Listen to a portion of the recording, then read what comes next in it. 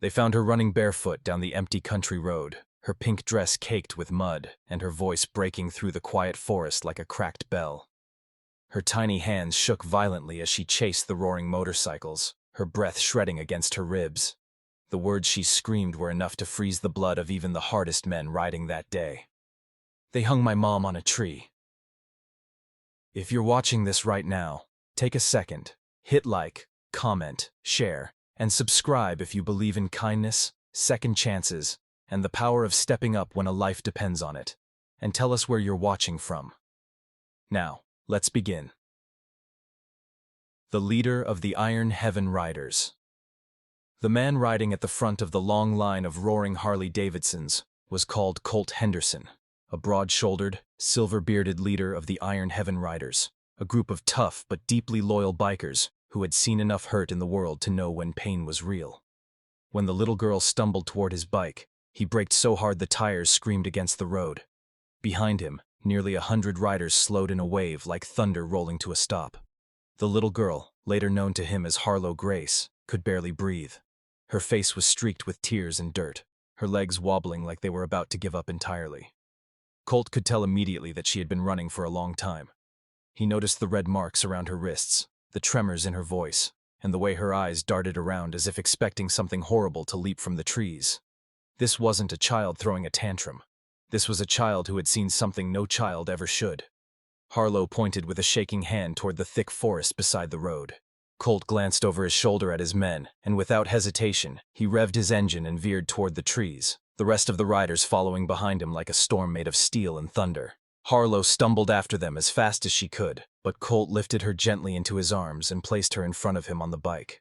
She clung to his leather vest like it was the only solid thing left in her world. The trail she guided them to was narrow, hidden beneath overgrown branches and thick ferns, as though the forest itself wanted to swallow whatever truth lay inside. The bikers moved carefully, their boots crunching leaves and broken twigs. Colt felt Harlo's tiny heartbeat slamming against her ribs, a frantic rhythm that echoed her terror. Every step deeper into the woods made the air feel heavier, darker, more oppressive. Then they saw it. A clearing opened like a wound in the forest, and there, beneath a massive oak tree, swaying ever so slightly in the breeze, hung a woman. Harlo's mother, Aubrey Grace. Her feet were barely touching the ground. Her hands were bound. Her head hung forward, her body motionless. It was a sight that silenced even the wildest soul among the riders. Colt surged forward, his voice thick with urgency as he rushed to lift the woman's weight while another biker cut the rope. Aubrey collapsed into Colt's arms like a wilted flower. He laid her gently on the forest floor. Her breathing was shallow but still present, a flicker of life refusing to give in. Her lips were bruised, her skin scratched, and her pulse so faint it almost disappeared under Colt's fingertips. Harlo dropped beside her mother, gripping her hand, sobbing so hard she couldn't form words. Colt felt something inside him shift painfully, a familiar ache he thought he had buried long ago, the memory of losing his own daughter years earlier. He vowed then and there that this child would not suffer the same fate. With quick coordination, the bikers formed a protective circle around Aubrey and Harlo. One man rushed back to the road to grab a medical kit. Another kept watch, scanning the shadows for any sign of danger. Colt covered Aubrey with his vest to keep her warm. As her breathing steadied slightly, he finally asked what had happened. Not through spoken words, but through a calm presence that encouraged Harlo to speak softly, haltingly, between sniffles. She explained how dangerous men had come the night before. How they broke into their small home in the woods, accusing her mother of knowing too much about something she never even understood. How they tied Harlo up and left her inside, threatening to come back. And how she managed to escape through a loose board in the wall. She ran until her legs burned, screaming for help until her throat felt raw and her voice nearly gave out. She had been running for hours, stumbling through thorns and mud, until she saw the long line of motorcycles approaching like hope on wheels. For Colt, that was enough. He didn't need the details. He didn't care who those men were or what they wanted. What mattered was that Aubrey and Harlo were alive, barely, and the people who hurt them were still out there. He made a silent promise. They would not come back. The bikers carried Aubrey carefully through the woods, taking turns supporting her weight. Colt held Harlo close the entire time, the little girl trembling, but slowly finding comfort in his steady heartbeat. When they reached the road, the group formed an escort around Colt's bike and sped toward the nearby town, creating a protective shield of chrome and fury around the injured mother and her daughter. The rumble of their engines echoed through the valley like a warning to anyone who might be watching. At the small-town clinic, doctors worked urgently on Aubrey. Harlo waited in Colt's lap, unable to stop crying, her body shaking uncontrollably. Colt wrapped his arms around her like a fortress. He had comforted brothers dying on battlefields, held the hands of friends in their final moments, but nothing tore at him quite like this trembling child trying to be brave while the world fell apart around her. Hours passed slowly, each minute feeling like an eternity. The sun dipped low, painting the sky in shades of orange and purple. And finally the doctor stepped out with exhaustion in his eyes, but relief as well. Aubrey was alive, weak, hurt, but alive.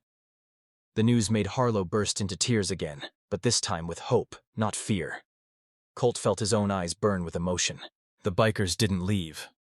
Not that night, not the next, not even the week after. They took shifts guarding the clinic, engines rumbling outside like loyal wolves standing watch. Colt made sure Harlo had food, a warm blanket, and a safe place to sleep. When she refused to sleep alone, haunted by nightmares of what she had witnessed, he sat beside her bed until she drifted off, sometimes humming old songs his own daughter had loved. Over the next week, the riders helped repair the damaged home in the woods. They replaced windows shattered by violence, fixed walls kicked in by cruel boots, and filled the kitchen with groceries. They even placed motion sensor lights around the property to ward off any unwanted visitors. Colt made sure a camera system was installed, and 2 bikers volunteered to patrol the area for the next month, their presence a constant reminder that Harlo and Aubrey were protected.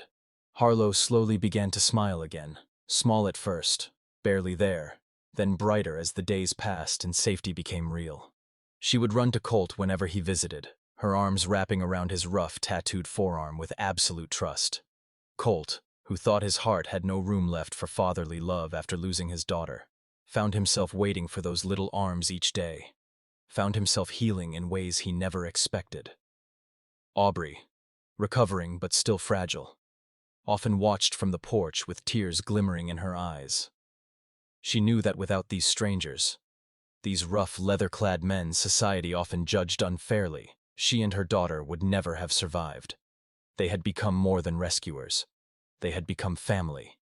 Weeks later, when Colt prepared to leave and return to the open road, Harlo cried and begged him not to go.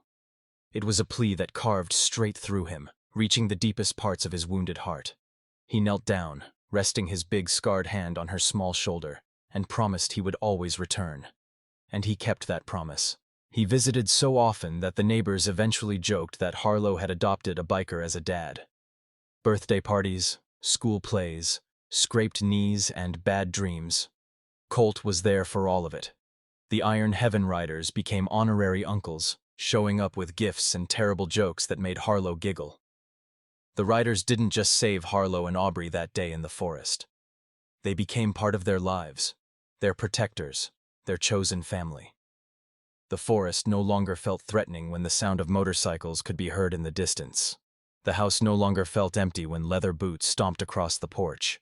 And Colt no longer felt the hollow loneliness of a man who had lost everything. In saving them, he too had been saved. In giving them protection, he had found purpose.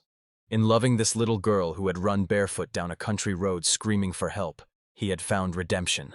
Sometimes the angels we need don't have wings. Sometimes they have leather jackets, tattooed arms, and motorcycles that roar like thunder. Sometimes they're exactly where they need to be, exactly when they need to be there. If this story touched your heart even a little, please don't forget to like, comment, share, and subscribe. Stories like this help remind the world that kindness still exists, even in places you'd never expect. Before we end, comment below. What would you have done if you were the one riding that bike that day? And remember, sometimes the family we find is the one destiny sends running toward us, crying for help when we least expect it.